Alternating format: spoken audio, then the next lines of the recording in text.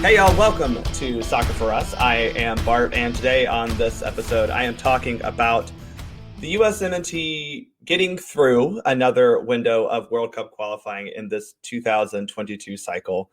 That's right, the US has completed another three-match window on the quest to qualify for the 2022 World Cup in Qatar.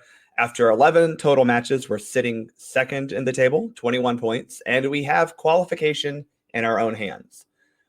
But we did lose a game this window. It was only our second of the campaign. And we struggled to score goals pretty much in every game, at least from open play.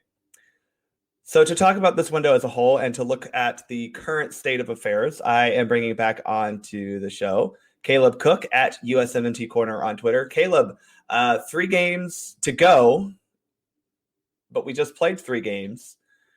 And I feel like we're in this weird position where it's easy to look back, but we probably should just kind of look forward and figure out what we need to do to get the ultimate job done. Yeah, I think, at the end of the day, if we qualify, we'll look back and some of us will remember certain things. But I think overall, we're going to look at the fact that we qualified. That's the job. Was the job done?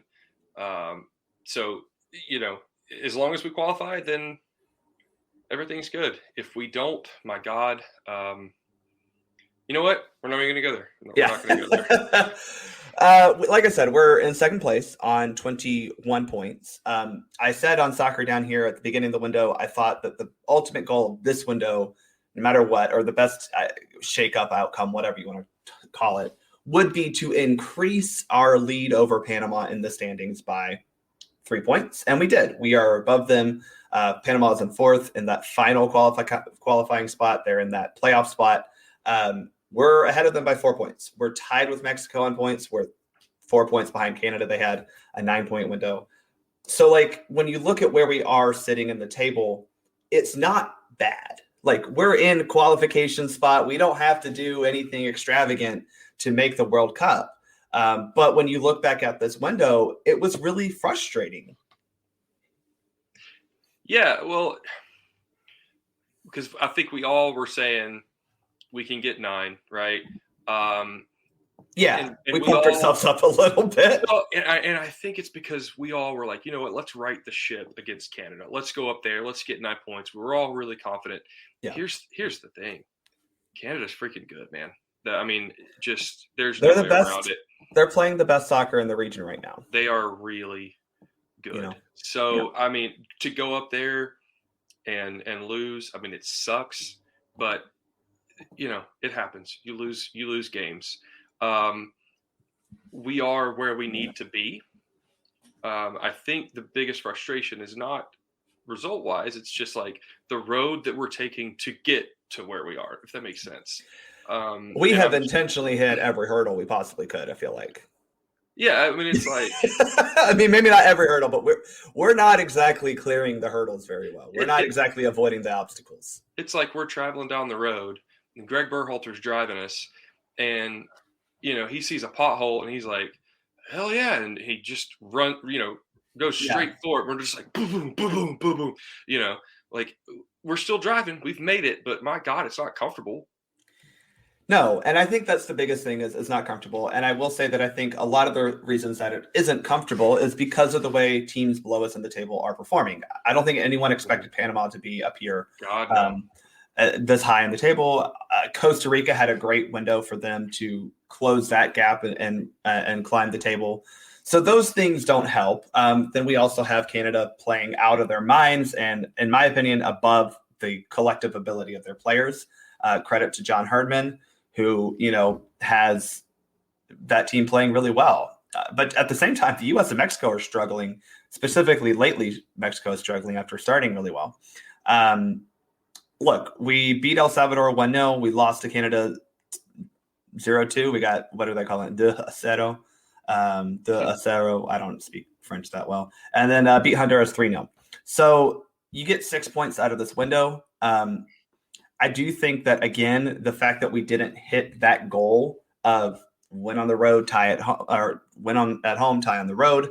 We didn't hit that goal again. Is really frustrating. We've only done that twice this cycle of matching that, and even then, one of those was when we played at El Salvador and at Honduras, and we still managed to screw things up at home against Canada. So like, it just, again, it's like, you can tell me we're on pace, but the problem is we're literally just meeting the pace. Yeah, that's the frustrating part. I like to try to look at things. What do they say? A 30,000 foot view, right? Yeah.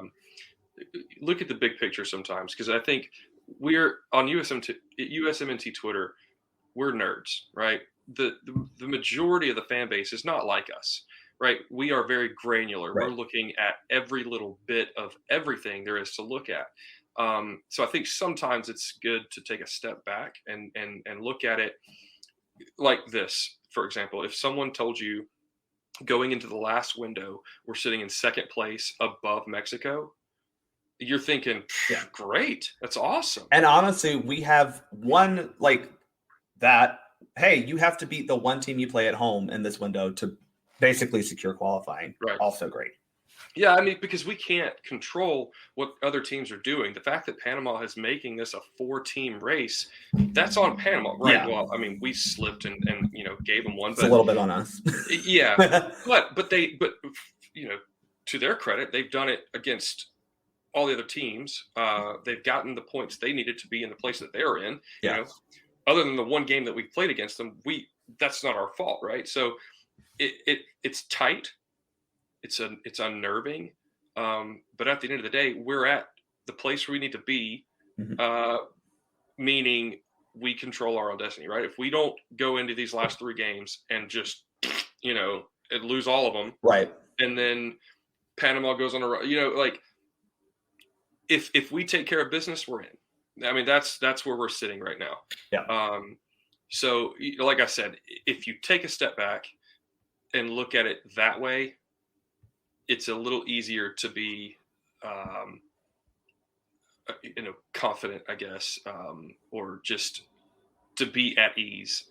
Because before this last window, I mean, coming into this past window, I was a nervous wreck every game. Yeah. It's definitely a better position than where we were going into the final, even 3 matches of 2018's cycle. It doesn't feel as comfortable as it should be. Yeah, it's the road we've taken, right? Like I said, if you just see where we've ended up, we're great. We got to the destination. But now let's look at how we got there. Yeah, that's where the frustration comes in. That's where the anxiety comes in. It's like he's gotten us, and I know we're going to talk about our feelings and everything for Gregg Berhalter, but at the end of the day, it's like, okay, he's gotten us to where we need to be, right? Or he's gotten us into a decent standing, but bro, the way that you're getting us there is maddening. And I know, like I said, we'll get into that a little bit later. Yeah, I have thoughts about Berhalter. I think I've made them pretty clear on Twitter, but yeah. Let's get into the window and kind of break down the games. Not really break down. Let's just talk about the games. So Columbus, Ohio hosted its second USMNT win this cycle on Thursday, January 27th. The Yanks downed El Salvador 1-0 to start the window. Starting lineup against El Salvador was Matt Turner in goal. The back from right to left was Dest, Zimmerman, Adams, Robinson. The middle 3 were, I'm reading this numerically. My bad. Was Dest, Richards, Zimmerman, Robinson. The middle 3 was Adams, Musa, McKinney. And your front 3 from right to left were Tim Weah, Jesus Ferreira getting an interesting start, and Christian Pulisic. So the standard 4-3-3. I don't think this was that crazy of a lineup for Berhalter. I even think that Ferreira wasn't a weird choice. I thought it was an interesting choice, but I think that we know that Gregg sees him as a striker in this system, which I can get into that about Berhalter later. But, I don't think anything that he decided from this was at all weird or like wrong. Let's put it that way. It wasn't wrong. Yeah. Here's the way I'm seeing it. to me, there's something to be said for continuity. And sometimes training might show something else, but if you've gotten results with a specific lineup, sometimes A it's specific player. just right. Yeah, it's just smart to keep that rolling, right? Yeah. So we've talked about Berhalter's overthinking, overanalyzing before, and I think maybe there was a little bit of that going into this. Yeah, absolutely. With the whole and that's not a dig on Jesus Ferreira. I like Jesus Ferreira.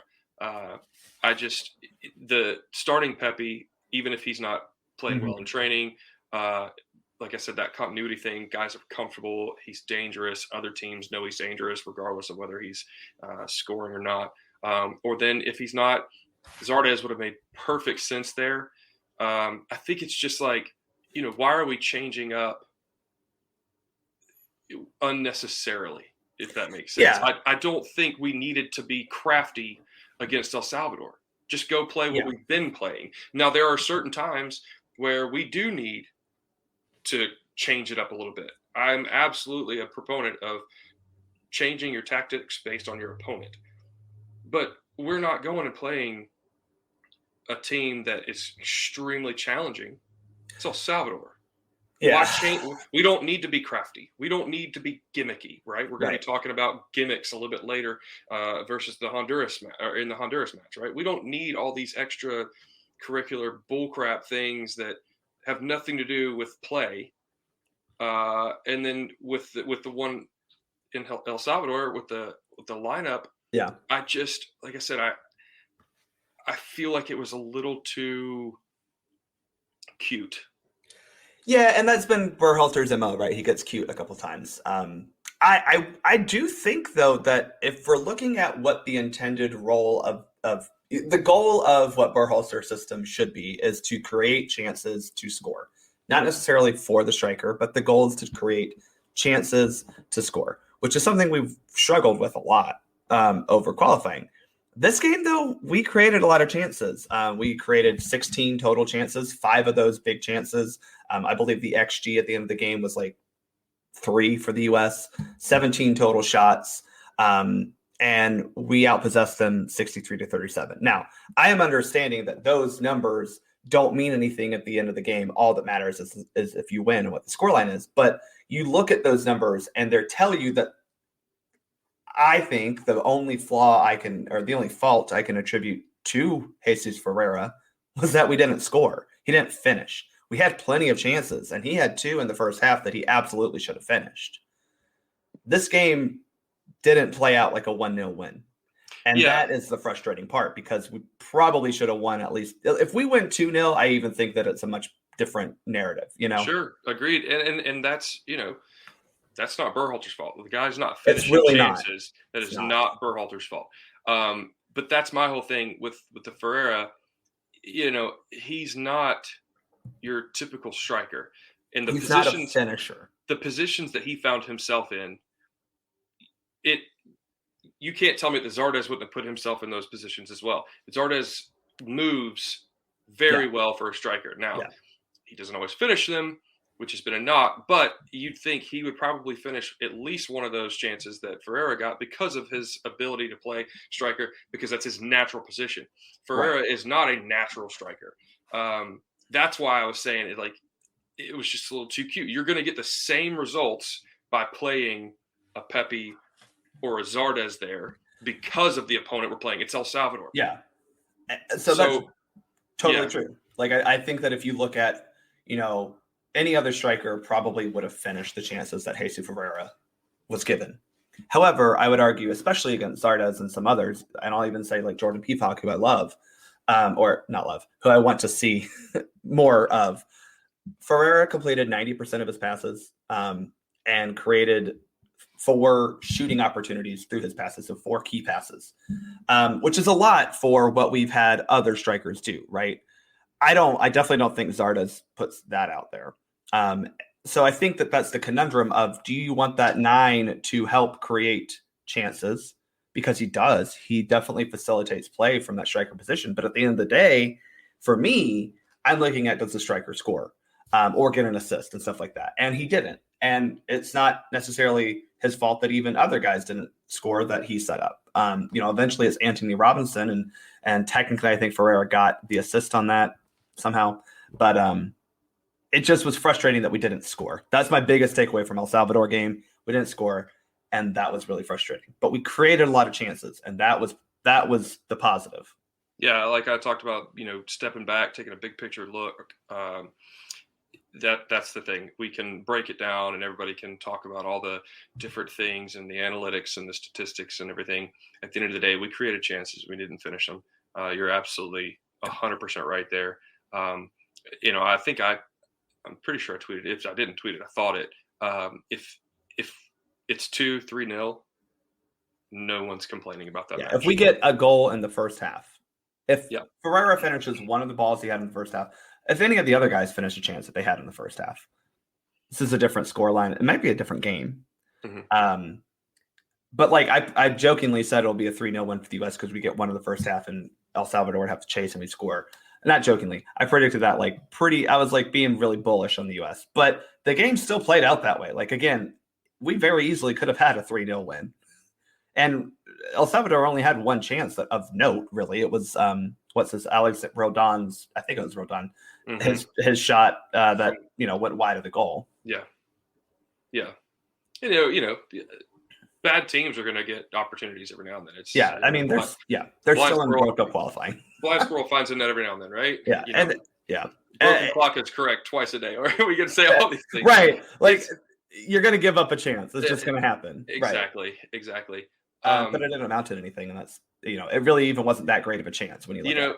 And I think another thing, if we look at the context of qualifying leading up to it, if we had been scoring goals and finishing chances and stuff all qualifying window, and then we have a game against El Salvador where we don't finish, it's not that big of a deal.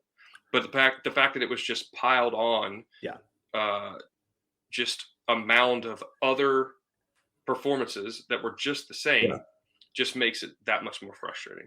It was very much a similar game to what we saw the first time we played El Salvador, where it was a 0-0 draw, but we could have probably gotten out of there with the win if a couple of guys take their chances better. Miles missed a header. McKinney missed a header. We had other chances that we could have scored on in that first El Salvador game.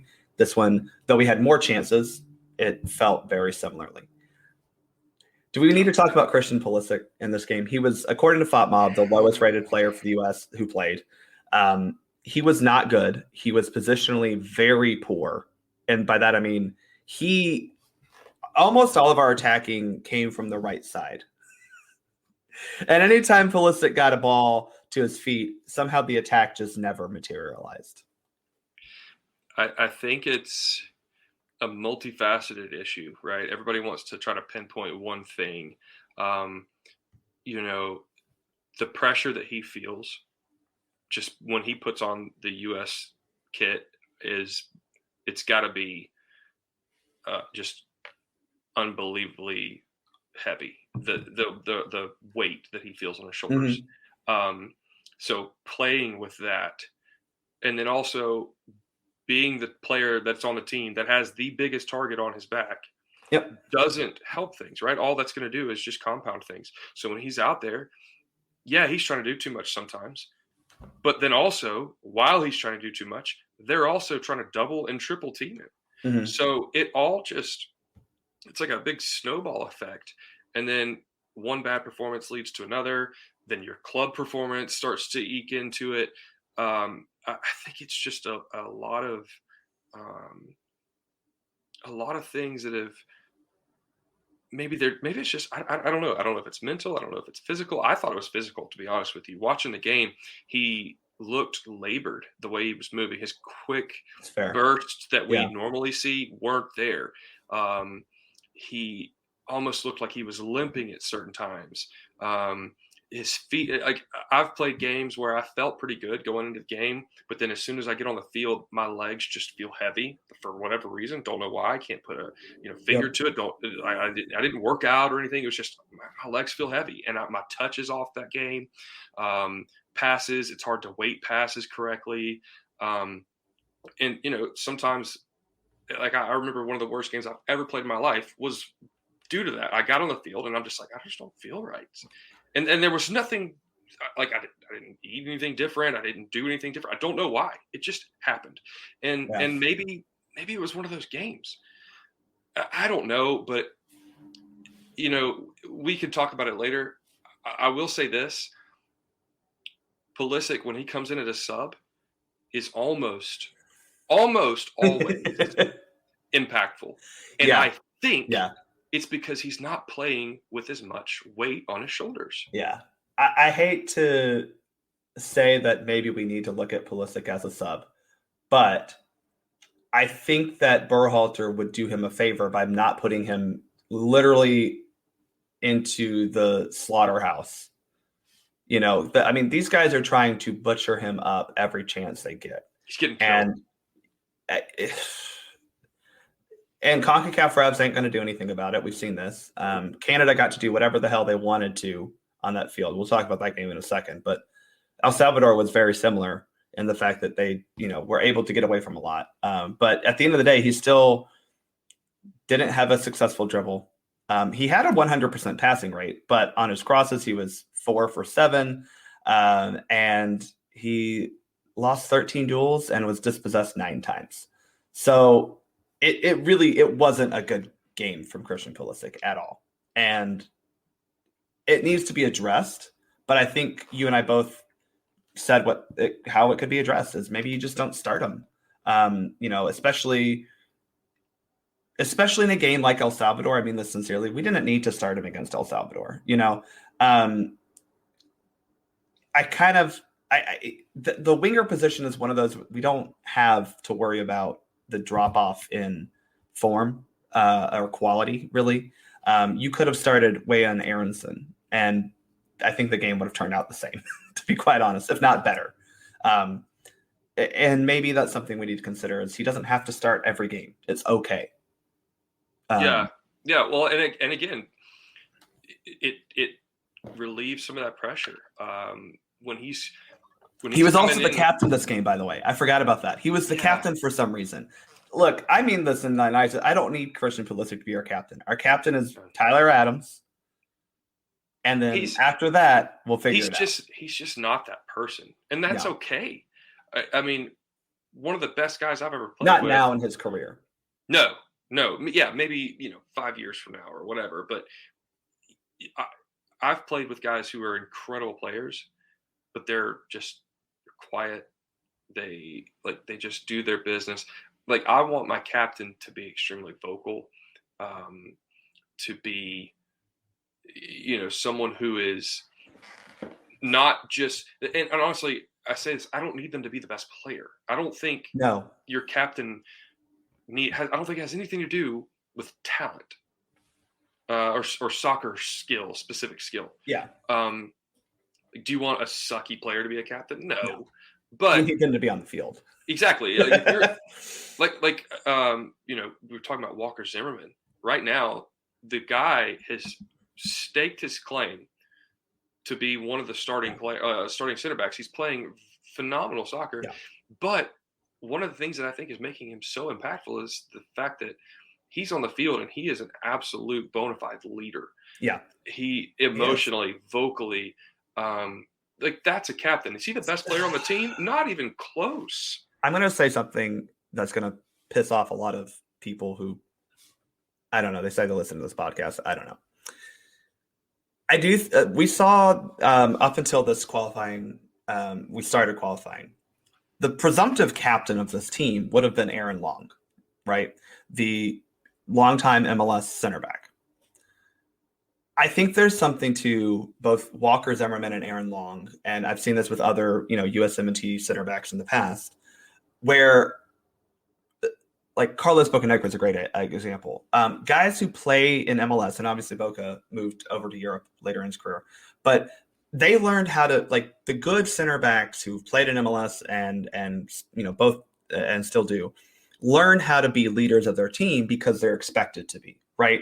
A lot of times if an American center back goes over to Europe, they don't learn how to be leaders of their team. They learn how to be leaders of their team because they're expected to be, right? A lot of times if a center back goes over to Europe, they don't learn how to be leaders of their team because they're expected to be, right? A lot of times if a center back, an American center back goes over to Europe, they're not expected to be the leader of the team. And there's a lot of reasons for that. I mean, like, no offense. I mean, John Brooks might be the exception, but like Chris Richards isn't expected to go be a captain of Hoffenheim or maybe Bayern. He doesn't speak German. He's not the guy who's brought in to be the stalwart leader. He's expected to develop and train. And, some guys, some of our players in Europe do become captains, but not all of them. A lot of our guys in MLS are captains, I mean, that goes for something. They're or if not captains, they're leaders of the team. And that does speak to something. Now, I'm with you. They need to be a player who is respected by the other players on the field and need to be good enough to where they can call people out when they're not playing well. And I think Walker has earned that privilege because I don't think he's had a bad game in qualifying. In fact, as much as people want to talk about the Panama game and as much as people want to talk about how Walker Zimmerman is bad with his feet, Walker Zimmerman was the best ball-playing player we had on the field that day, which was really scary. I think he's earned respect from his teammates. I think he's earned leadership looks from the coaching staff. I don't think Christian Pulisic needs that. I don't think he's that type of player. Walker Zimmerman seems to be. Tyler Adams definitely seems to be. Tyler Adams is like, I look at that kid and I'm like, yeah, tell me what to do. I'll do it. Yeah, I think it's a quality that goes beyond soccer, right? Tyler Yeah. Adams, and generally with a team, you want it to be someone who's been through the trenches, right? A more veteran player. And Zimmerman, I think, was the oldest person on the roster at 28, something like that, right? Or yeah, I think he is for this window. At least right? For this window, yeah. Yeah. So I mean, that goes the oldest at 28. Holy cow! Which is insane. But I mean that goes a long way as far as being a leader, right? Being a captain. Tyler Adams he's a special case, right? You don't usually see 20, 21, 22, 23-year-old people just in general have that type of leadership. But there's something about Tyler that is special. That's why, long term, he's probably going to be the captain more than most of the guys on the current player pool when it's all said and done. But I'm with you, Christian. Like, just let him go play. There's no reason to put any added pressure on the kid. I feel terrible for him. He's already feeling the pressure from club, right? But then when he puts on the shirt, the U.S. shirt, I guarantee you, because of what happened when he came through, when he broke through the ranks and started playing for us, he was anointed the savior of the United States men's national team. And every time he puts on a shirt, he feels that. So then you make him captain and you're just adding weight to his shoulders. Why? And that's why I think he plays so well when he comes off the bench, because he's coming out there and he doesn't have 1,000 pounds on his back. I mean, I'm not saying he shouldn't start, but I think that Gregg needs to not force him into the starting lineup every game, because he is he's a player who can be impactful off the bench, like super impactful, right? Like if you could bring Christian off the bench, he's going to influence the game. But you can also still start him again, because he should have started against Canada. So let's talk about that, right? Like the Canada game, sure, it sucked. We go up there, we try to invade Canada, and we get whipped, and we come back home with a 2-0 loss. It sucked, right? Going up to Hamilton, Ontario, and getting Dos Zero'd up in Canada, and looking like a team who didn't have any ideas to find the back of the net. But we were trying to play good soccer. Canada was not. Canada does not play good soccer. They are playing well. They are not playing good. different. I would argue that they don't play attractive soccer. Good soccer, technically, I mean, they're getting results that would be good. It is not attractive. It definitely isn't. And it's practical and it gets the job done. Right.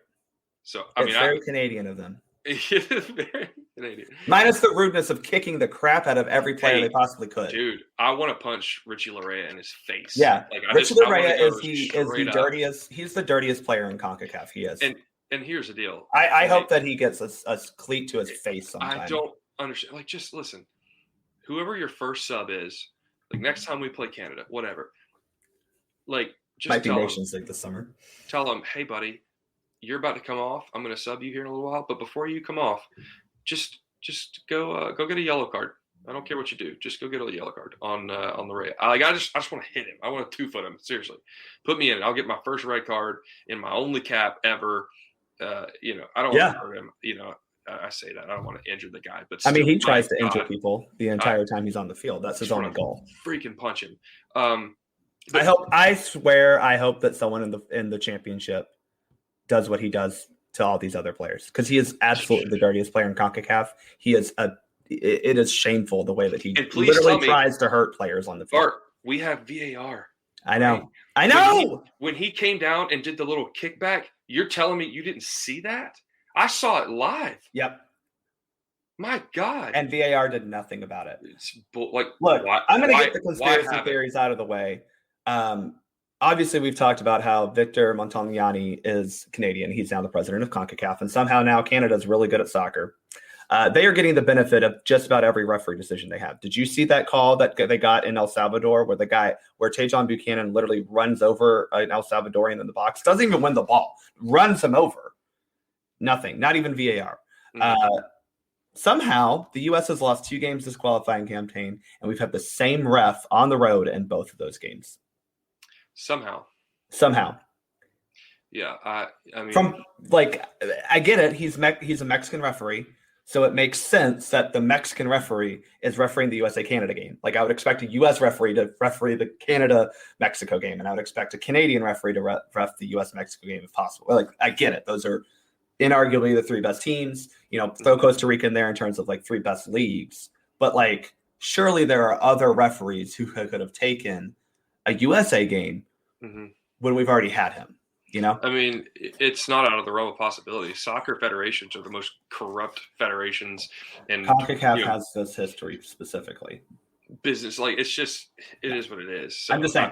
I'm not saying I ascribe to it. I'm just throwing out those conspiracy theories because I at least need to make myself feel better. It's like I said earlier, about something on Twitter. I'm not saying it, but I'm not saying it. I'm not saying it. What I will say is that I think this referee, the same thing happened a lot in the Panama match where he lets a lot of things go. And I don't think it's a bad thing, right? There were times where we got fouled, but we still have possession. So he's like, yeah, play on. But there are a lot of times that we still have possession. That possession went backward. Mm-hmm. That's not an advantage. No. So stop playing advantage and recognize that when you're not calling the foul because of advantage, that's still a foul and it needs to be remembered. Because Canada was lucky to not get a red card before halftime because of their dirty tactics to try to just take down our players when we were running an open space. I'm sorry. I'm real bitter about this game because I don't agree with Greg that we dominated, but we played pretty well in this game. Yeah. Canada executed their game plan better. We did not. Well, and if you look at it, I was talking to some friends that they weren't able to watch the match, and they texted me later on and said, okay, hey, what happened? And I said, listen, if you're seeing a 2-1 or a 2-0 scoreline and you didn't see the game, you're thinking, oh wow, that's not good. Here's the deal: we gifted their first goal. Yep. Just a mistake compiled on another mistake with a accidental nutmeg, and then Miles uncharacteristically slips, and Laren gets in there. Keeper gets a fingertip to it, but he scores. Okay, they took their opportunity. You're welcome, Canada. That's what we just gave you. Yeah. Did you play and create that? No, it was our mistake, and you took advantage of it. Great. Okay, right. That's soccer. That happens, right? But you look at it, you see 2-0. Their second was because we were pushing numbers, trying to get an equalizer. We got beat a man down, and Miles was the only defender back. I'm not mad. It's right. The empty goal. It's the empty net thing in hockey, right? Exactly. If we lose 2-0, who cares? It's no different than 1-0. We're trying, we're pushing for a goal. So the 2-0, miss me, whatever. We didn't get killed 2-0. Yeah. It was 1-0. We were pushing, and honestly, if it wasn't for Borion's save of his freaking life. I still thought went in the back of the net. I still thought that crossed the goal line. I'm so confused how he kept that out. I know it didn't, but I was in time, I was like, how did he keep that out of the net? Incredible save. One of the best saves the dude's and ever made. He's had 2 of those against us. For his life. Yeah. So if he doesn't make that he's save, also a piece of crap too, by the way, saying that we're scared. No, y'all bunkered for 90 minutes. Talk about playing scared, bruh.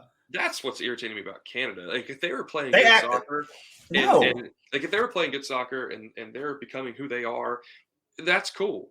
But they're being like D-bags about it, and it's really annoying. Anyways, if Boreal doesn't make that save, it's 1-1, and we get out of there. And I think there's win, no actually. chance. We may have won, absolutely, but there's no chance they score again.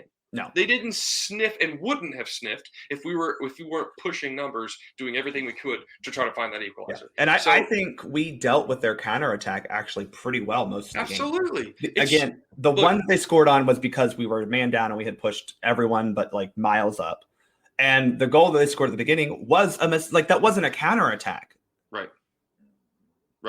We gave them the ball and they. Okay, let's talk about the goal. Because I am going to defend Miles Robinson a little bit. Not that he didn't make a mistake, because he did. Oh, yeah. But that goal is like mostly on Matt Turner for two reasons. One, the goal kick was shit. That was a bad goal kick. Mm-hmm. Most of the time, as a goalkeeper, I will say that growing up, especially when I got to like high school ball and like we were playing to like actually try to win, or playing with real tactics, not even high school ball. Like you get to like 15 and up and you start learning like real tactics, not just like, hey, let's try to pass. Mm-hmm. I was taught that the goal from a goalkeeper is to not put the ball in the center circle, right? You don't want it there for a lot of reasons. So you want to try to hit angles. You want to try to put it, a lot of places. But you don't want to put that in the center circle. Not only did he put it in the center circle, he put it well short of his target. Now, why did he do that? It's because it was cold, the ball was hard, the wind was clearly blowing. But like we just saw Boyan do the same thing. Like, why were we trying that? So that was the one issue, is that was just a technically bad free kick. Mm-hmm. Then it was also a tactically bad free kick. Everyone was back to try to play a short goal kick, right? Both of our center backs were on the edge of the sixes to take a short goal kick. And he booted it long before we could get up the field. Now, maybe he thought, oh, I see Jossie open, I'll take it. I get it. But you combine a bad technical goal kick with a bad tactical setup where players are now scrambling to not only get up the field from a deep position, but now have to immediately start defending. And I'm going to throw Chris Richards under the bus a little bit. He got lost too. Because his guy is the one who gave a quick, wall pass to beat Robinson. Robinson got absolutely turned by Kyle Larin. You're absolutely right, and we can talk about the fact that sure he hasn't really faced a tough attacker yet. Whatever. Raul Jimenez, he's not good at all. Sure, but whatever. He got beat. Miles got beat. Absolutely. He got turned, and then he couldn't catch up to Larin. He slipped. He had a very bad day. That's false. He had his worst game for the U.S. that he's had. And he had a bad moment. But Matt Turner caused all of that to happen. And then, and I know this as a goalkeeper as well, he got a hand on it. And that wasn't a particularly hard angle shot. But Kyle Larin put it past him. So, I'm sure Matt Turner will be the first to take most of the blame, because not only did he screw up on the goal kick, but then as a goalkeeper, if you get a hand on it, you think you can save it. But both of our center backs got pretty badly used on that goal too. Yeah, I mean, if Matt could go back, he would. Yeah. If he could have that one back, he would, absolutely. I've gone back and looked. I'm not so sure that when Miles, when they get turned, he's still shoulder to shoulder until he loses his footing. And I'm not so sure he didn't get tripped up on Larin's foot. I think their feet got tangled a little bit. He may have just lost his footing, possibly. I think there was a little bit of contact. I think there was a little bit of contact, to be honest with you. And he went down. He gets beat. It happens. Yeah. But the fact that they were even put in that position in the first place, because everybody wanted to blame Miles, right? Of course, because they hate only United. And it's like I tell, as a coach, I tell my keepers all the time when they get they're hanging their heads low, and they've let in a few goals, and I'm like, listen, that ball has gone through, if U10s, it's 7 or 6 other kids. Right. The older ones, it's like, hey, that's gone through 10 other people to get to you. Now, in this case, it's like, yeah, it went through 10 other people to get to you, whatever, but you put it there, right? Yeah, like very rarely are You goalkeepers in a caused it. position where we cause that problem, right? Exactly. Because even if a ball gets turned over upfield, usually that's not even our fault. But that one, it absolutely was. It was 100% Matt Turner's fault. But yeah, with the whole Miles thing, everybody wanted to jump on him so bad. And honestly, if Miles wasn't MLS, guarantee you it wouldn't have been as much hate. You know who I've seen have that happen to him plenty of times?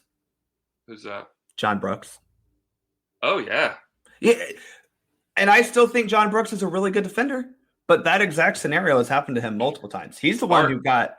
Can we talk about his? What was the one where he's just staring at the ball? Well, it was Canada. It was Laren, right?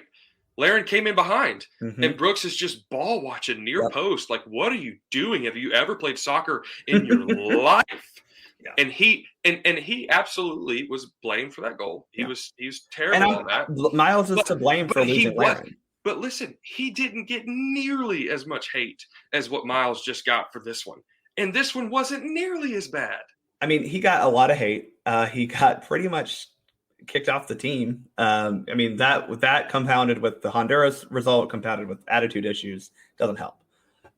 He got a lot of hate, but I think that the problem here is that I'm talking about the Twitter trolls. I mean, I understand. I think the problem here is that Miles got put into a bad situation 100%. and he lost his battle.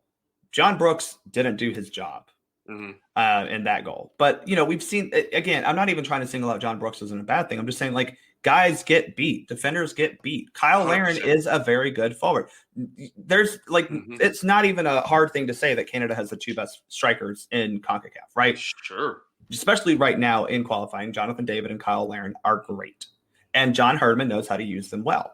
Mm-hmm. But the goal that they scored was mostly Matt Turner's fault.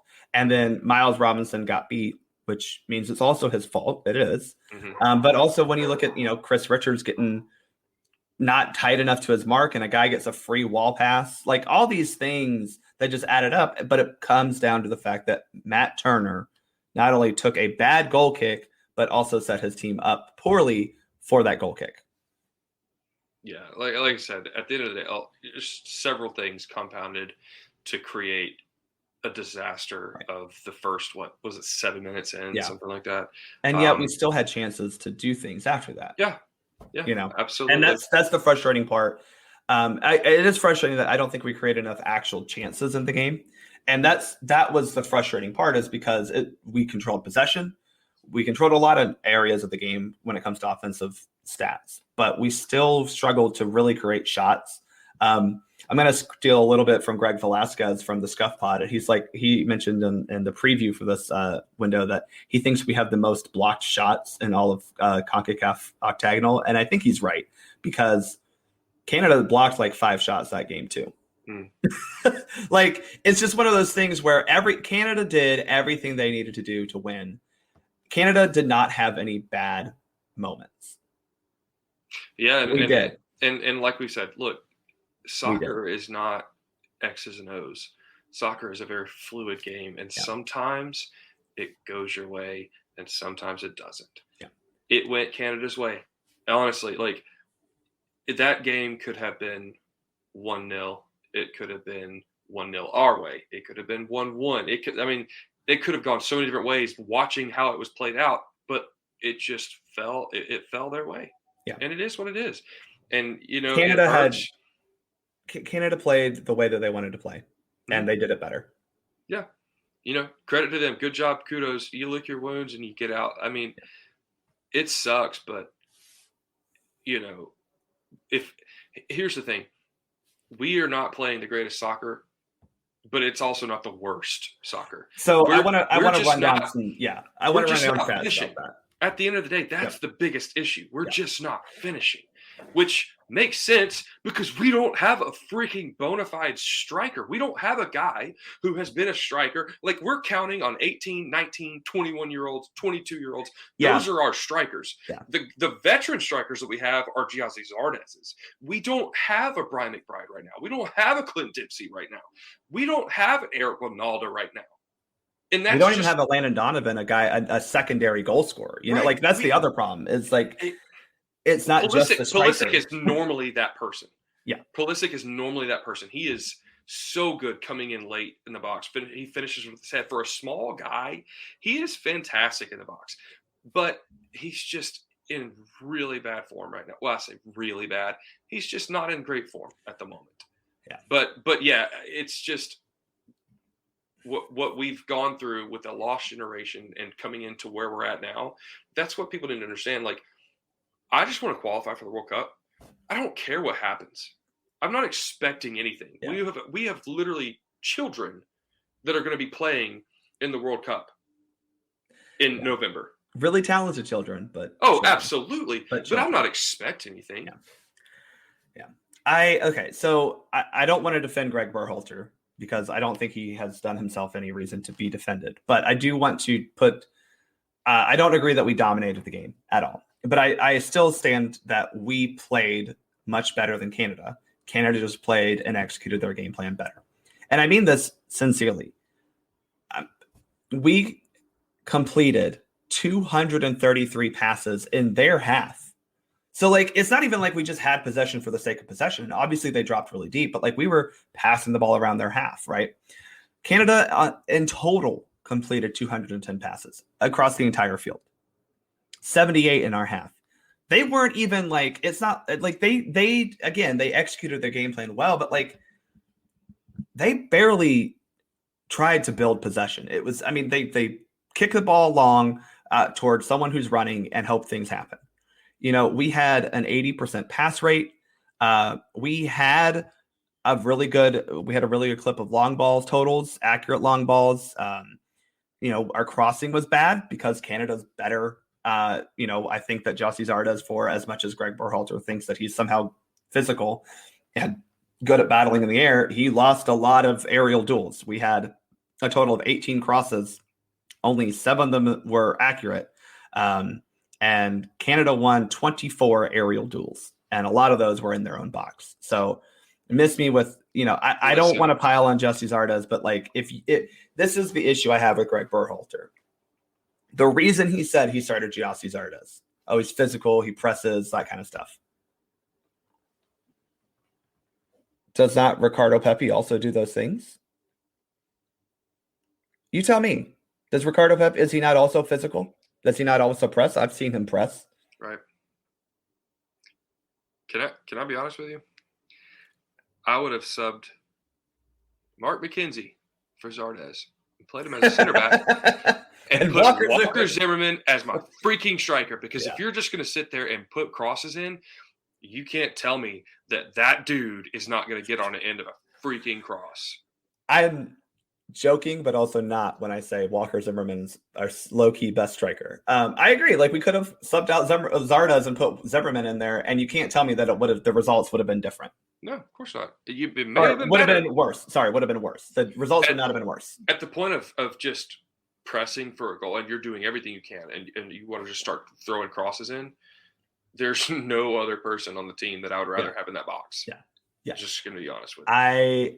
I don't disagree with that. Actually, no, I wholly agree with that. Like, I very much think that that's what we should have done. You know, I don't know who you would have taken off at that point. I agree. But like, you got to find a way to get him onto the field because that's your secret weapon when you needed to goal, honestly. This loss sucks. Like, I think that's the biggest thing and the damper on this entire window is that this loss sucks. And it's indicative of that Panama loss where we shouldn't have lost. Does that make sense? Yeah. Panama was for a slew of different reasons. We played terribly. This game we did almost everything we wanted to well in this game, minus connect on crosses and create from the middle in the final third. And credit to Canada for, you know, bunkering and playing. Apparently that means that they're not playing scared, but they're bunkering and kicking us all over the field. Congratulations. That's how you play soccer. And people who tell me that that was the US. No, that was not the US. False. The US bunkered and countered against Mexico. We didn't do that against Costa Rica, against other teams like that. Canada is doing this to everyone. Their single goal is to kick the crap out of every team they play. But fine, they're the best story in world soccer. Congratulations. You're a bunch of thugs is what you are. You're bullies on the field. Congrats. Honestly, I would like to have a little bit of that. We do. We need it. I feel like, I tweeted about with Gio Reyna, like we're missing some of that fire. Just like someone to just piss you off. We need a Jermaine Jones in this team. Absolutely. Jermaine Jones would have kicked Richie Larea's face.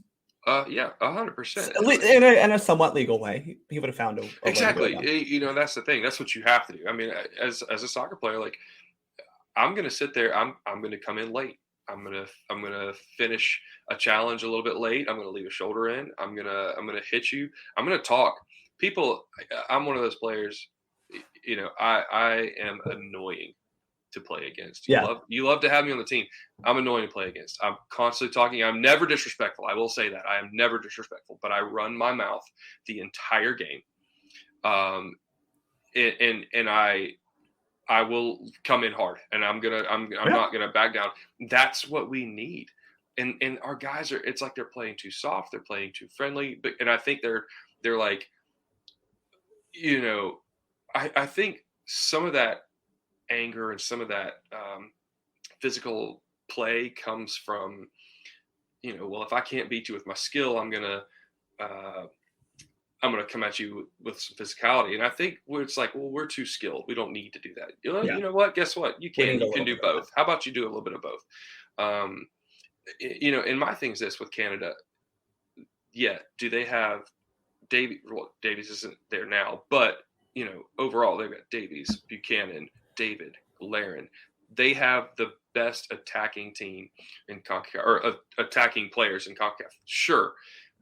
Overall, and depth-wise, we're a better team. Yeah, and I think that's why it's so frustrating. That's the reason it's so frustrating, because they're talking all big and bad, and they have the results to show it, to back it up. But at the end of the day, we're still better than them. It's just gone their way. Yeah, and it truly has. Like, again, I joke that every referee decision has gone their way. It kind of has.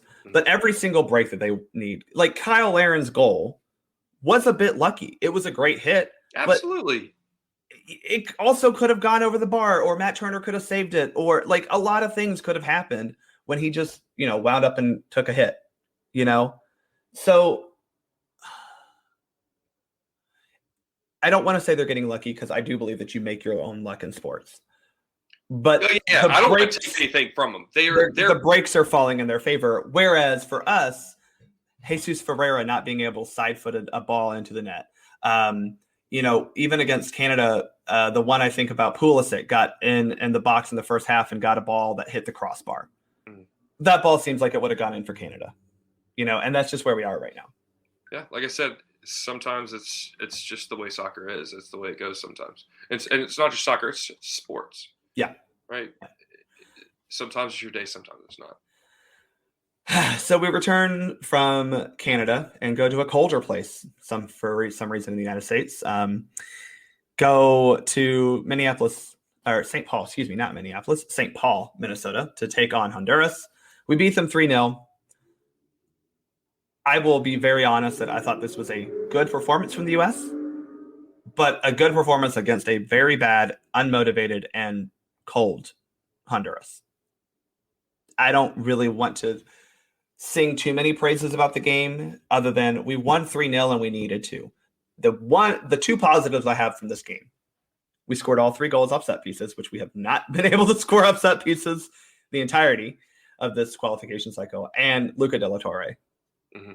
Those are my two positives. I'm with you. Those, if I had to choose 2, 100%, those are my 2. And I'm not saying it was bad. I'm just like, there's nothing. Well, yeah, substantively you can take from that other than you don't want to glean too much from a game where you had an unmotivated opponent just qualification wise, unmotivated. They're done, toast. What reason do they have to play? Yeah, they were eliminated before this game, and then they had to go play in 3-degree temperatures. And you're playing in temperatures that literally hurt your skin. Like, it hurts. Of course, we're gonna win that game. Yeah, which is exactly what Gregg Berhalter wanted. He didn't want us to win the game because we outplayed them on a nice field under good conditions. Bart, that game would have been 5 or 6-0 in anywhere else.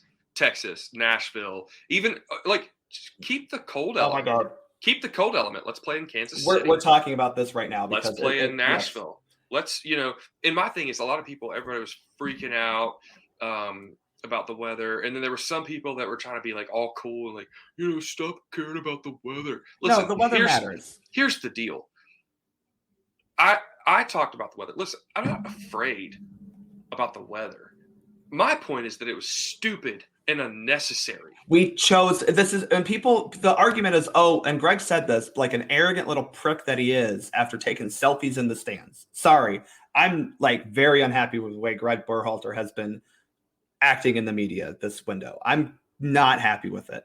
Taking selfies with fans, and then when respondents said, hey, you put these players in potentially hazardous conditions, your own player complained that he got frostbite, and 2 of the Hondurans came off of frostbite. How do you respond? Well, they make us play in hot weather in Central America. Yes, because their entire country is in a rainforest. Sorry that Honduras, yes, I get it. Honduras has historically scheduled some matches in very hot temperatures, and they make sure that we play in the middle of the day. We also got cooling breaks during those matches. I remember that, okay? Also, Honduras has one stadium in the country that is fit to host a FIFA World Cup qualifier. One. That's it. We willingly chose to put our own players at risk for what seems like a social media gimmick. Yeah, that's my frustration with it. That it was a gimmick, right? To try to gain some sort of, let's get up one on the opponent, right? You didn't. We beat them 4-1 on the road. That's what I'm saying. You don't need it. Go play in Kansas City. Go play in Nashville. Go play in Columbus again. Go play in anywhere. Oregon. I don't care. We win that game 4, 5, 6-0 in better conditions. What bothers me is Gregg Berhalter says, we want a home field advantage, which I think we all know is code for not a lot of, non-white people are in that city. I'm sorry. I'm just saying it. I get that. I don't think it's necessarily a racism thing. It's definitely a xenophobia thing. But it's a 20,000 seat stadium. Most of our soccer stadiums in the country are fewer than 25,000 people. If you're not filling that up with 25,000 pro-U.S. fans, that's on you, U.S. Soccer. You got to do better. Play it in frickin', if we can't do that, play it, I don't know, play it in a high school stadium somewhere. But the fact that he also used the excuse of he wanted to limit travel. That was the reason why he chose Columbus and St. Paul, to limit travel. St. Paul is farther away from Toronto, from Toronto, where you fly out of, than Chicago, which was warmer that day. Still cold, warmer. New York, Philadelphia, and DC, who all were cold and are cold, but still have average temperatures this time of year that are above freezing, which I cannot say for St. Paul, Minnesota. I will say closer. The only caveat that I will say in defense, and I'm not defending it, like I said, I think it's stupid. But when they made the decision to put it here, to put it in St. Paul, if you look over the last 10, 15 years, the average temperature was 15, 16 degrees, something like that. That, if it was 15, 16 degrees, it's not the end of the world. I'm okay. It's still unnecessarily cold. No, exactly. That's what I'm saying. It's unnecessary. The fact that it was dangerously cold was unforeseen, and I get it. Okay, you didn't realize that. Okay. But yeah, at the end of the day, it was still stupid. You still chose to play in a place where To the me, average temperatures that time of year were below freezing. To me, and you that's scared. That's scared. Yes, against Honduras. It wasn't even Mexico or Costa Rica. You don't. And my thing is, like, I don't care who we're playing. You could be playing Italy. Put us in the best conditions. Because I want a good field. I want good temperature. I want a good atmosphere so that we can all play the best soccer. Like, that's not where's the edge? We didn't beat them 3-0, 3-0 because it was cold. I mean, we did, but we could have beaten, like, that wasn't the reason we won. That's what I'm saying. Like, if it was comfortable, it'd probably been 5 or 6. You can't convince me otherwise. Yep. It could have been 3-0 any other place we played. It could have been probably a lot more because Honduras are a bad team. And I think that, honestly, we would have scored more because we would have been physically able to control our bodies and the ball a lot better. Exactly. Maybe it was so. I had issues with both of these locations. I said it in the preview pod. I didn't like Columbus, going back to Columbus for a second time for a lot of reasons. I did not love St. Paul because it's freaking cold and it didn't need to be. There were places on the East Coast that you could have played and you chose not to. That are, again, within a closer flight time from Toronto. And we're still cold. Like, if your job was to limit travel, then yeah, I get it. You're restricted to like the northern half of the country. It's going to be cold. New York, Philly, DC all have average temperatures much higher than St. Paul, Minnesota. Shit, you could have just run it back in Cincinnati that day. Like, it was so unnecessary. I will say, though, shout out to all those fans that showed up. Absolutely. They're the real ones. And I honestly, I love cold weather. People are like, oh, you from up north? No, I'm from Georgia, but I love cold weather. I hate when it's hot. I would have loved to have been there. I wish I could have. That would have been such a cool experience. But, a lot of people, they're not like that. They wouldn't have gone out. They wouldn't have made that trip. They wouldn't have even thought about doing it. And there were a lot of people there. It was a good turnout. And, credit to them, kudos to them. Those guys, those people up there were awesome. Yeah, and at the end of the day, we got a 3-0 win. I'm happy for that. I thought that we saw individually very, very good performances. I thought, again, Luca de la Torre proved in one start that he is significantly more capable of facilitating the type of soccer that Gregg Berhalter wants than either Christian Roldan and especially Sebastian Lletget, who, by the way, has gone another window without even playing a match. That's 5, 6 in a row that he hasn't even taken the field. Most of those he hasn't even dressed for. So why the hell does he keep getting called up? That is a conversation for later. I just want to put that out that Luca de la Torre looked fantastic. And again, we've talked about opponent-wise, right? So we don't want to glean too much, but at the same time, he still looks better than the other two have. Exactly, and that's my thing, because I don't want people to be like, yeah, but you're playing trash. Everybody's going to look good. No, that's not the case at all. Is a C team of Bosnia-Herzegovina better than what we saw against Honduras? Right. Exactly. I think they're comparable, and Christian Roldan did nothing. Well, and Luca de la Torre was progressive the entire time. My thing is, regardless of who you're playing, you can just it's the eye test for me, right? You can just tell sometimes. And we saw Luca de la Torre in some friendlies in Europe. What was it Jamaica that he played against? I think we saw Jamaica. I think we saw him in the Jamaica game. Yeah. I think he played Jamaica. The one we played in Austria, yeah. Not very long. This one we got to see him for 90 minutes, right? Yeah. Here's what surprised me about him. He's a lot quicker than I realized. He's quick, not fast. I have not watched a lot of Heracles. I've watched a little bit here and there, and I've watched highlights. Yeah. So I didn't really know exactly what to expect, and I was pleasantly surprised with how quick he is. Right. He's not going to beat you. He's not Usain Bolt fast, like just straight line fast. He's quick. really good changing pace, changing direction, short little bursts in tight spaces, everything you want from a central midfielder. Really good on the turn. Mm-hmm. That was the quality that stood out to me. I mean, I mean this sincerely because we have to compare him to these two players because that's who he's being compared against. I've never seen Sebastian Lletget or Christian Roldan do that for the U.S., at least not since qualification began. Yeah, we'll see, and that's my thing. Do we want, or are we calling for Luca De La Torre to be the new starter and like savior of the men's national team? He's not the savior of the men's national team. Not at all. But the dude adds what we need, especially for a depth conversation.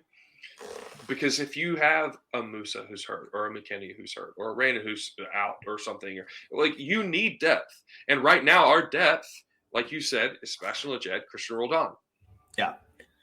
So what he has shown, and hopefully Berhalter takes notice, is that he just jumped them. So when we call in somebody else, we don't need to be calling in Lletget and then only calling De La Torre because Busio got COVID. Right. Like, to me, you've got McKinney, Musa, De La Torre, and Busio. Those are your top four. And then Reyna, obviously, if you're talking about playing Reyna as an 8, whatever. We have all these different options of how we want to play our attacking 5 or whatever. He is in that conversation now. Depth piece, rotation piece. He's shown he's got the quality. I was pleasantly surprised, and I can't wait to see more. And he earned himself a spot without a doubt. So here's a thing that, Gregg Berhalter has been completely unacceptable in his media appearances this entire cycle. And I will continue to say that. Like, what he's done, said up to us in the media was disrespectful. That like the gaslighting after Canada, the arrogance after Honduras. But he did say that Luca De La Torre was his man of the match. Okay, Greg. So he better be a call-up next window. And I don't mean a call-up because Busio's hurt or exactly. Because, like, he needs to be. He earned his spot. Right. Because you know who hasn't this cycle? Sebastian Lletget and Christian. If you're not going to dress Sebastian Lletget, then leave him home. And that's and there's no way that man is that good of a quote locker room presence or quote system guy. Or if you've already got a bunch of guys who are locker room guys, you don't need another one. You don't need one who's not going to play. So, and at this point, the guys should know the damn system. Why does Sebastian Lletget have to be there to make your drills run better? Yeah. I don't honestly. I don't understand why he was the guy for so long, and then all of a sudden just dropped off. I don't get it. Is it really him? Like, did he actually really drop off, or did he piss Berhalter off, and then he just hasn't dressed him? Like, what's the deal? I don't know. But at the end of the day, I don't care anymore because we don't necessarily need him. He and like Roldan got some minutes in this game, but like they're superfluous at this point, in my opinion. Mm-hmm. Like, we don't need them in our midfield core. Now I will say this: if we start a window, and like if we start next window, and we've got Busio and De La Torre backing up the Musa and McKinney 8s, right? Mm-hmm. Say one of them goes down. I don't want that, but it's a 3-game window. It happens. Yep. Then yeah, absolutely. If you say, "Hey, we're calling up Christian Roldan or Sebastian Lletget," I go, "Okay, I understand that. Like, they're experienced guys. They've been on the team before, whatever." But we're past that. They don't like Luca De La Torre has jumped them, and I think to an extent jumped Gianluca Busio on the depth chart because I don't think Busio has ever looked that good. Nope. Again, it's Honduras. But De La Torre still looked good against Jamaica. Again, it's Jamaica. It was at home against a bad Jamaica team. And we have to preface it with that. But he still performed really well. And we've seen our guys, if De La Torre can't get props, and I'm not saying from us, like, personally, but in Berhalter's mind, because ultimately that's who matters, is people forgot that when Tom Bogert tweeted his depth chart today. But when you look at how Berhalter wants to pick his squad, how many times have guys gotten props for looking good against really bad, teams that we played in Camp Cupcake and Camp Candy Cane, right? Like Berhalter has given them a lot of credit for doing well in those games. So do the same here. Right. Yep. That's all I ask, right? Is take this performance and say, is this replicable? And I think it is. Well, just be consistent in what you say, right? It's the whole with the thing with Brooks, right? He's out because of form. That's bullshit. But then you call in player A, B, and C, who are completely not even playing. What?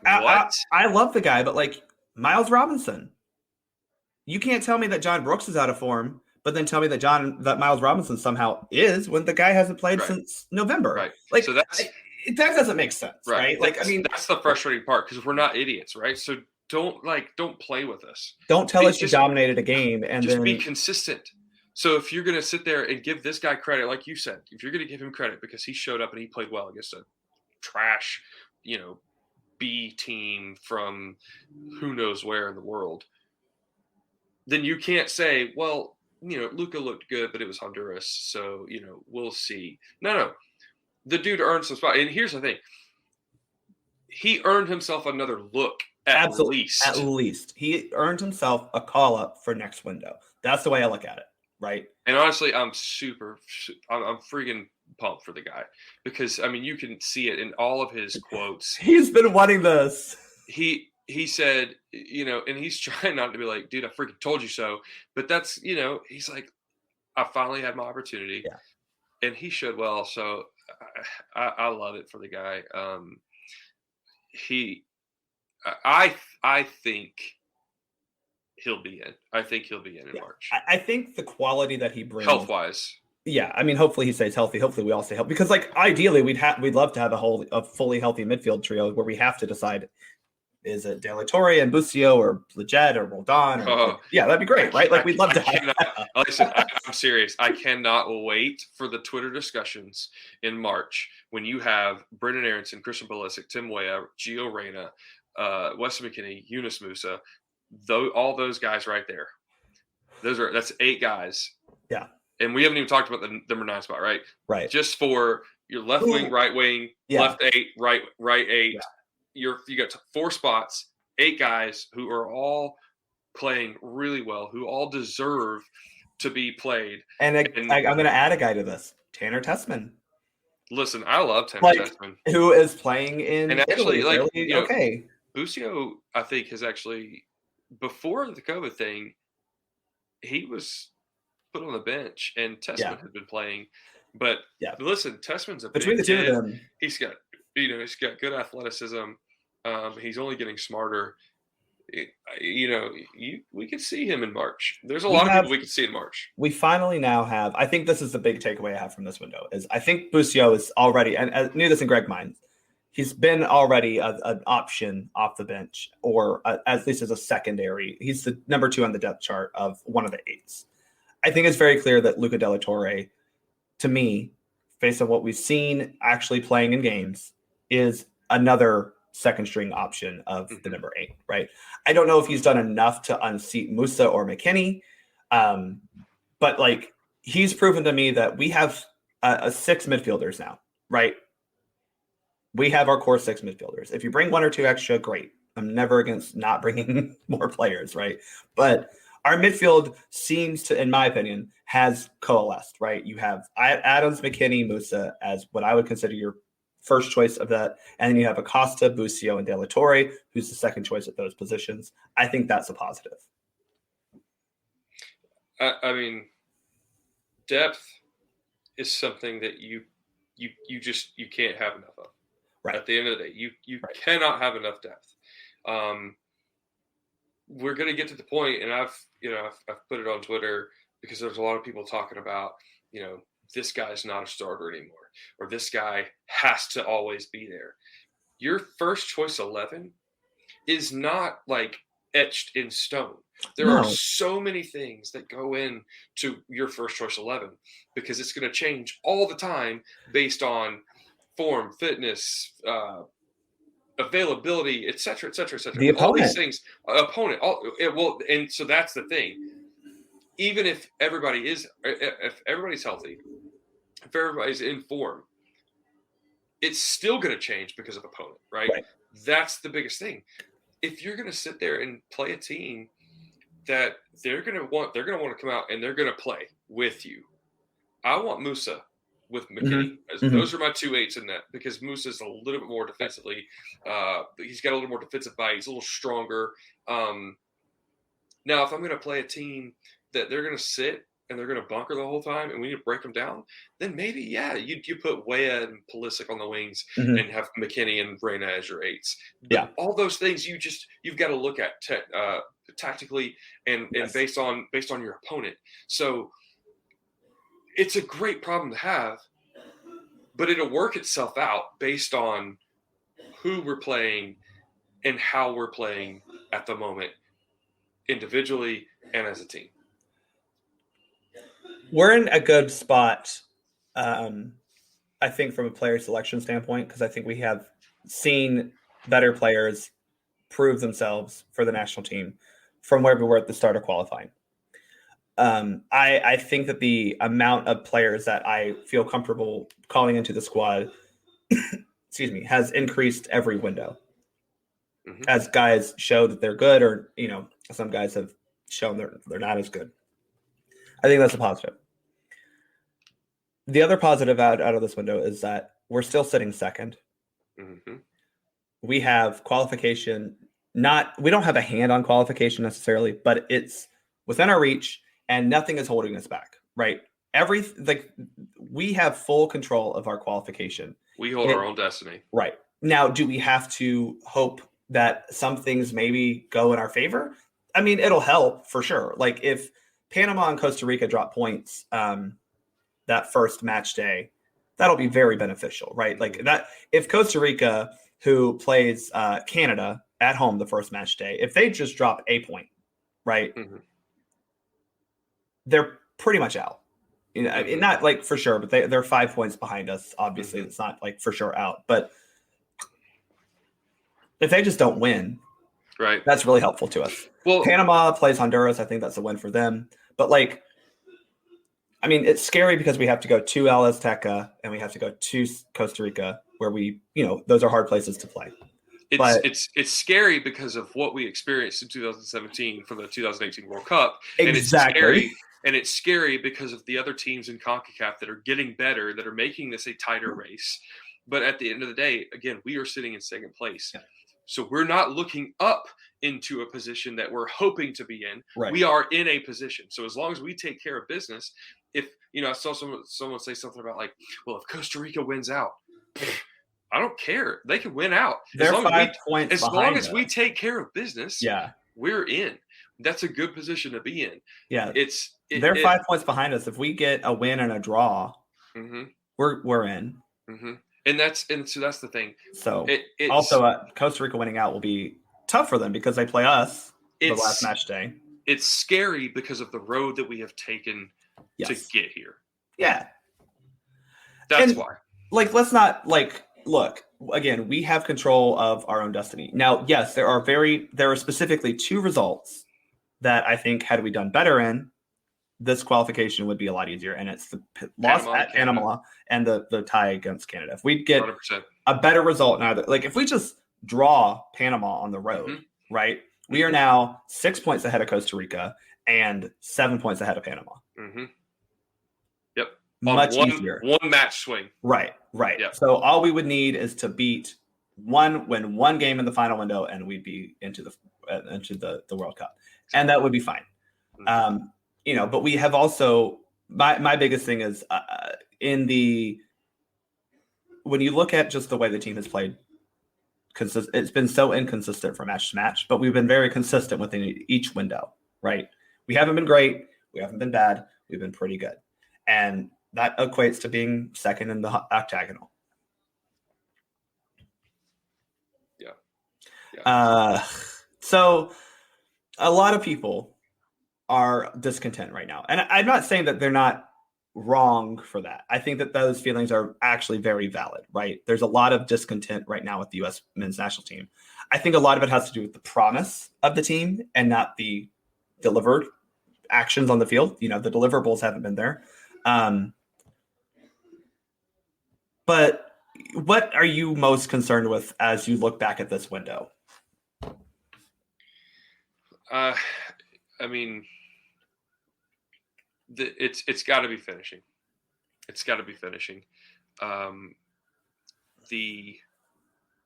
The lack of having like that guy, because you would argue, and there was a little bit of conversation about it today, but Josie Altidore, he's 33 years old or 32, something like that. He's not that old. If he didn't have injury problems, you would think he'd probably be our starting striker right now. But we don't have that guy. It is what it is. We don't have that guy. So we're having to manufacture goals all these different ways, and it's not coming off. And the thing is, Gregg Berhalter, it's not his strength. He did fine. It's never been his strength. No. Well, and I will say, I mean, he got what, 16 goals out of Josie Zardes one year in Columbus. Yeah. So he's had the ability to, scheme his way around things. But, I mean, and let's say this. Look, Gregg Berhalter's not an idiot. We all have frustrations with him. He's not. We all have frustrations with him. We all disagree with him on a lot of things. But at the end of the day, he's not an idiot. Like we talked about the El Salvador game, there were chances created.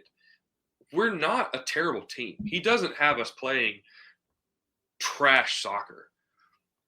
We're having a difficult time finishing. That, to me, that's our biggest issue at the moment. Yeah. That's my biggest concern. I still think, to your point about finishing, I think I'm concerned that we're not creating enough chances to finish. I think outside of that El Salvador game where we created a lot of chances, we're still struggling to really create good quality scoring chances. But when we do get those, we got to finish. Like, again, Canada didn't create a whole lot of chances. They still scored 2 goals. We've got to be able to finish. It helps having a Kyle Aaron and a Jonathan Davis. Right, absolutely. Like, we don't have that. I just have to say that all of our multi-goal wins have been with Ricardo Pepi in the lineup. That's all I'm saying. Our 2 losses have been with Josie Zardes in the lineup. Sorry. Speaking of striker, does Josh Sargent make the March roster? I mean, I would like to see him score a goal between now and March. Because, I mean this sincerely, I'm glad he's got the brace right as the roster dropped. But he could also go 9 more months without scoring. I mean, at least get a goal. You've got a month and a half to get a goal. Do it, bud. And I want him to, because I think that he offers a lot of things that no one else in our striker pool does. I think he, in theory, is the most complete striker we have. Yes, and I'm going to be honest. I want him in the roster, even if he's not starting. To me, he creates. He offers a lot that other strikers can't. He works harder than any other striker we have in the pool. Yeah. He happens to play for some trash teams. I mean, I'm just going to be honest. If he was playing for better teams, I don't think there'd be even any questions at the moment. He'd be our number 9. I think that's what it would be. Yeah. So I'm not going to say yes or no to Josh Sargent because I can't bring in a guy who isn't scoring goals. Yeah. But I don't see why he would be a worse option than Zardes. That's all I'm saying. Exactly. I want to continue the conversation about Berhalter that you kind of talked about. And listen, after that Canada match, people wanted him fired. They were dumb. I'm sorry. If you wanted Gregg Berhalter fired because we lost in Canada, like every other freaking team that's played there, except for Honduras, weirdly, who got a draw there, you're done. Sorry. Yeah. But I just have to say this so that everyone's on. Like, I don't think Gregg Berhalter has at all earned to be the coach after this cycle. He hasn't. He hasn't shown that he can take this team to the next level, in my opinion. Because The question comes, and this is my question. This is my question to you. I'm not saying who would you replace him with, because I think that like people are like, oh, we'll replace him with so and so and so and so. My question is, if you just had any other coach, any like actual coach, I don't mean like anyone, would the results be worse or better? Right.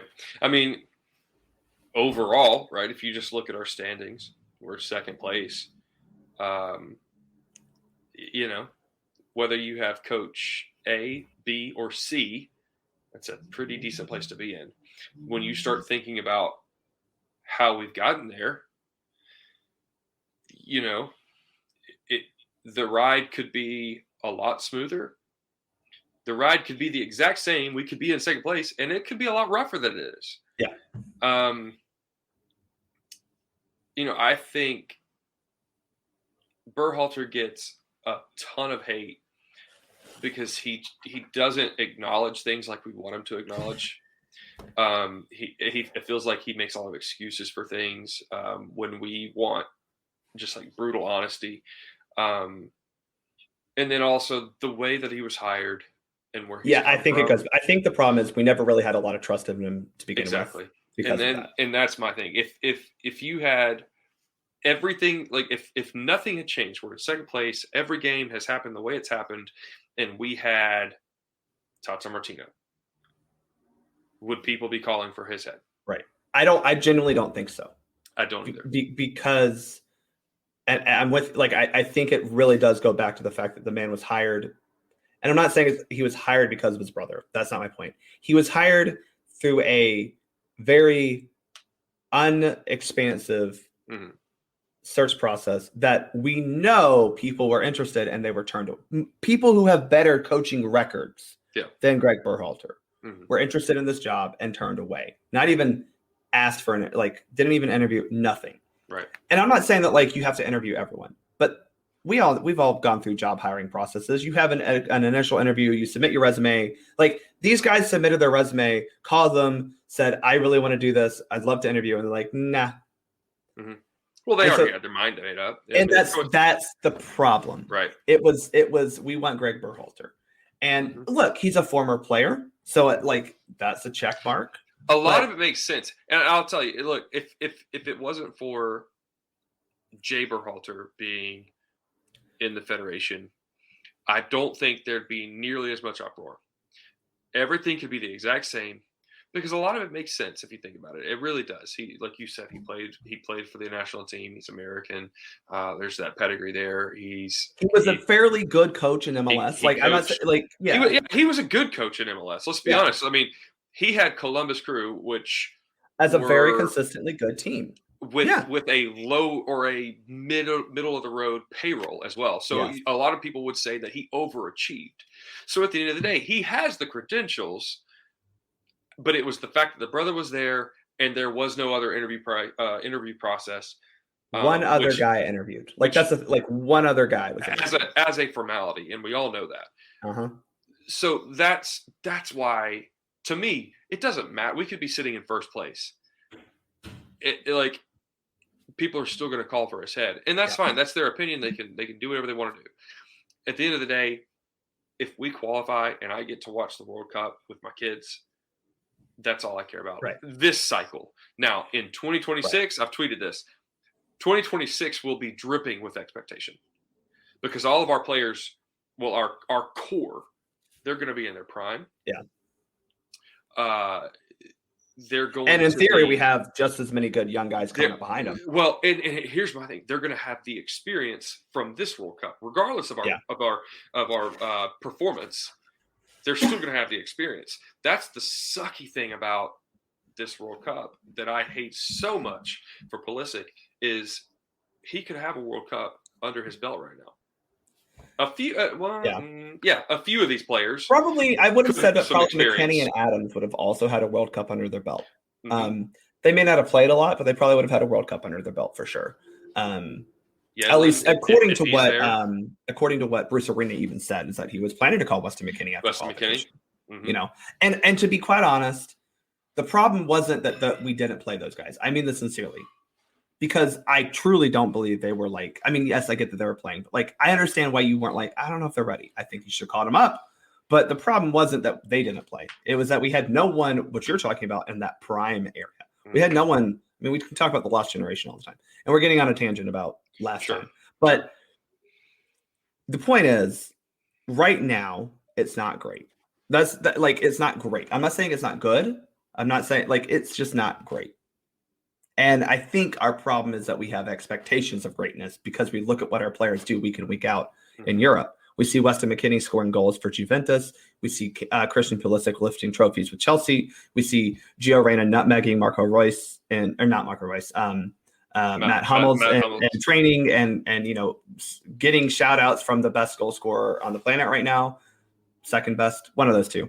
I don't know where he ranks, but you know what I'm saying.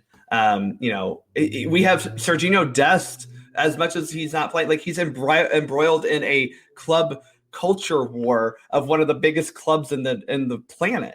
We have players at the top level, and they're not playing at the top level under Gregg Berhalter. Well, I think it's expectations, right? It's expectations. We have more to be excited for and about than we've ever had before, and all of it is based on potential because all these kids are still kids.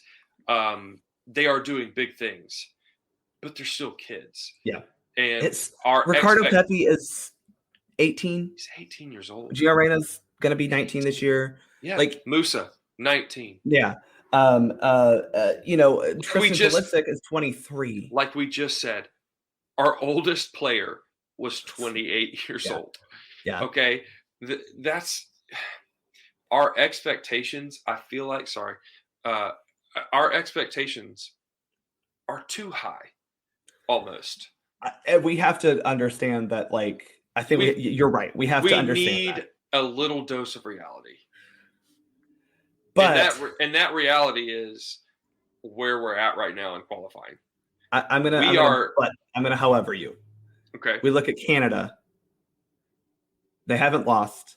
They're leading the Hex, and they have less talent than we do. It's good talent. I'm not saying that's far. I think that they're easily the top 3 most talented teams in this region. So I think there's a little bit of jealousy going on as well. I can see that. I'm just saying that what we're doing, qualifying for the World Cup, is extremely difficult, right? We failed to do so 4 years ago. Italy might do it 2 times in a row. It is extremely hard to do. Yet we are doing that with a U23 roster. Yeah, for the most part, yeah. For the most part, no, I agree. It is a youth national team roster, and that's what everybody forgets because it's our senior team, right? So we have all the expectations of a regular senior team, but we failed to realize or failed to remember that these are still kids. Yeah. We listen. A quarter of our team is able to drink. Three quarters of our team, Bart, cannot legally drink. Maybe that's the problem, is that we don't have enough people. We're not throwing enough parties because we can't, right? Maybe my percentages are off, but you know what I mean. Yeah. We have they're not able to rent a car, that's for sure. Exactly. There you go. That's my thing. We have such a young team, but it is what it is. That's the way our the process is played out. Yeah, that's what we have to deal with. It is our senior team, so we have the regular expectations of any other senior team. So I want to end with some positive takes. So I have 5. The first one is we've won 6 of 11 matches. We've only lost 2, right? That's not a terrible record. We're conceding 0.63 goals a game, including 5 shutouts. That's a very low amount of goals, right? We've only given up more than 1 goal in a game once, and that was to frickin' Canada. We haven't lost at home, which we did twice in 2018. I think we're weeding out players. I said this earlier. I think we're weeding out players that aren't good enough for this group.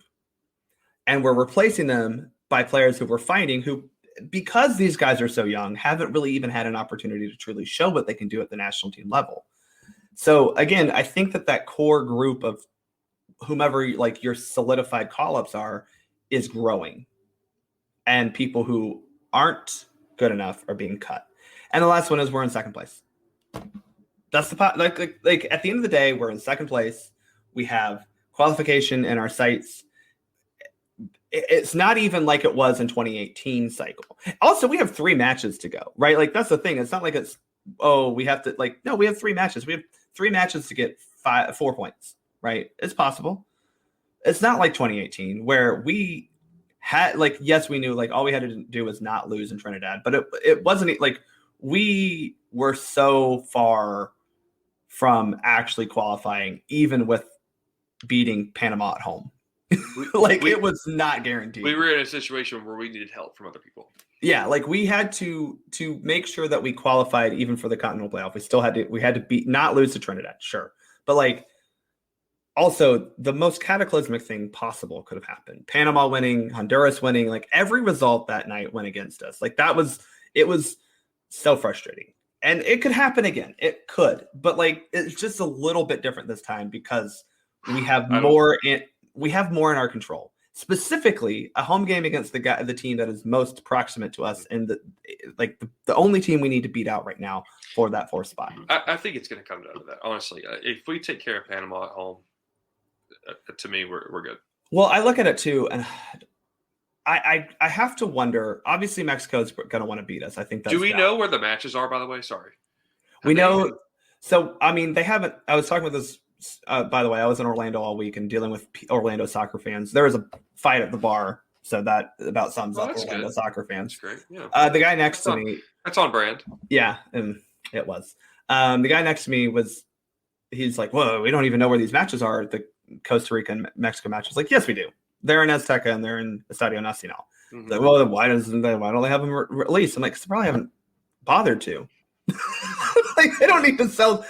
We know we're playing in Orlando, but we have to do that months in advance because we got to sell tickets. Mexico doesn't have to worry about telling people, hey, we've got a qualifier on March 24th. And it's, by the way, it's in Mexico City. Their fans know. Gregg Berhalter right now is Googling what is the coldest average temperature in the United States on March 27th or whatever it is. Yeah. But yeah, so we know that we play in Orlando against Panama. Last time we did that, it was a 4-0 win. I was there. Hopefully we can do that again. Oh, that is right. Yeah, they did say Orlando. Duh, yeah. I knew that. Okay. And I'm going. So, woo. Actually, yeah. So I'm thinking about it. Yeah. It's on a Sunday, which helps. I got to talk the wife into it. It's on a Sunday. We'll see. I'm just saying. So yeah, again, we've gone way long because we keep. I think this is more. There have been a lot of passionate rants tonight. I will say that this is a therapy session for both of us. We just need to get all these feelings out. But at the end of the day, I think you and I agree we're in second place. Yeah. The expectations that we have put on this team are not matching probably the expectations that are realistic. Reality. I still think we can expect the team to play better, and I still vehemently believe that Gregg Berhalter has not allowed this team to get the best out of itself. But we've done pretty well in most games in qualifying. And outside of the 2 losses that we've had, and maybe the other match against Canada, we've been in control of games from start to finish, and for the most part. And had chances to get better results in a lot of games. And it's unfortunate that we didn't. But we also have 6 wins out of 11 games. We have a couple of draws. It's okay. Qualification is coming. It sucks that we're on pace. I'd like to be above the pace, but we're on pace. So it can happen. It's scary. It is. Like I said, we're all dealing with, and it's okay that it's scary. Yeah, I mean, we're all dealing with. Well, it's okay that we're scared. 2017, yeah. the 2017 horror show, the PTSD that we all have. That coupled with the frustrating road that we're going down to get to where we're at, just all accumulates to an overall feeling of frustration. But like you said, at the end of the day, take a step back. We're in a pretty decent spot. We'll be okay. I'm talking to myself right now. I'm preaching to myself. I know. I'm telling you, it's a therapy. We're going to be okay, Caleb. We're going to be good, buddy. We're going to qualify. I do think if I had to put money on it, and I might do so. I don't know. Can I even do that? What app do I use for that? I think you can go take a trip up to Cherokee, North Carolina, and do that. Yeah, now. there we go. If I had to put money on it, we qualify. Yeah. But that does not mean that I'm not going to be biting my nails every day until we do it. Yeah, I think everyone just take a deep breath and listen to what Caleb just said. It's okay to be scared, but it's also we need to realize that it's not a real and present danger at this point. Right. Thanks to you for this wonderfully long podcast episode about a lot of different things. There was a lot of emotions this window, a lot of them negative. I hope we tried to at least assuage some of the negative ones and promote some of the positive feelings. Remind us again where we can follow you on the socials. USMNT Corner and J. Caleb Cook 1. A lot of people, they just see US Soccer Corner and assume that I'm just a anonymous person, but it's in the bio. I'm J. Caleb Cook 1. I'm in there. That's me. We are not anonymous soccer Twitter accounts. We have no problem putting our face and our names to our opinions. Yes. Unlike some other people who go out there to just yell. Hide behind a picture of some random player. Yeah. Thanks again for being here. Thanks for chatting with me about this. And make sure you follow this show at Soccer for Us Pod. Make sure you follow Soccer Down Here on the socials as well. Subscribe to Soccer Down Here to get this show and every Soccer Down Here broadcast. Caleb, we got through this window. We survived. We did not thrive, but we survived. And it's on to March. Let's do it. All right, y'all. Thanks again. I'm Bart. I'm out.